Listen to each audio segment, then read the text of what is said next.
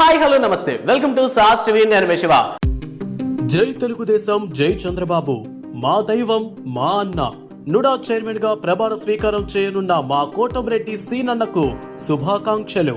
కోటంరెడ్డి శ్రీనివాసుల Reddy NUDA chairman గా ప్రమాణ స్వీకారం చేయబోతున్నారు.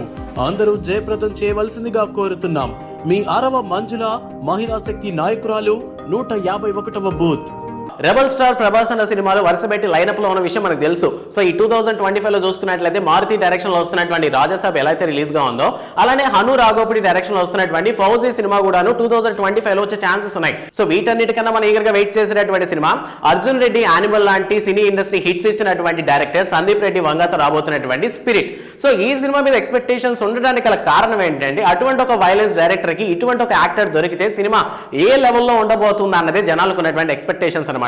అండ్ సినిమా షూటింగ్ అనేది కూడా స్టార్ట్ చేయబోతున్నటువంటి విషయం మనకు తెలుసు. సో ఈ సినిమాకి సంబంధించి కాస్టింగ్ పరంగా కాస్త డౌట్స్ ఉన్నాయి. సో ఎటువంటి యాక్టర్స్ ఉండబోతున్నారు, ముఖ్యంగా హీరోయిన్ ఎవరు అనేటటువంటి డౌట్ చాలా మందిలో ఉంది. సో ఈ క్రమంలో మూవీ టీమ్ అంతా స్టార్టింగ్ ఏమనుకున్నారంటే, ఆల్రెడీ యానిమల్ లాంటి సినిమాలో నటించినటువంటి రష్మిక మందాని సందీప్ రెడ్డి వంగ కాస్త పర్ఫెక్ట్ హీరోయిన్ గా, అంటే క్యారెక్టర్ వైజ్ గా డైలాగ్స్ పరంగా కూడా ఈవిడైతే కరెక్ట్ గా ప్రొనౌన్స్ చేయగలరన్న నమ్మకంతో చాలా మంది Rashmika మందానని approach అయ్యారంట.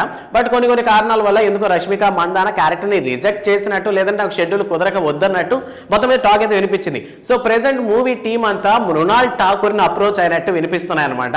So Sitaramam hi నాన్న సినిమాలో హీరోయిన్ గా నటించినటువంటి మృణాల్ ఠాకూర్ ప్రెసెంట్ జనాల గుండెల్ని బద్దలు కొట్టింది. అండ్ దాని తర్వాత విజయ్ దేవరకొండతో వచ్చినటువంటి ఫ్యామిలీ స్టార్ కాస్త యావరేజ్ గా పోయినప్పటికీ మృణాల్ ఠాకూర్ క్యారెక్టర్ కి అయితే ఫుల్ మార్క్స్ పడ్డాయి. సో అందువల్లే సందీప్ రెడ్డి వంగ సినిమాలో మృణాల్ ఠాకూర్ ని హీరోయిన్ గా తీసుకుందాం అనుకుంటున్నారంట.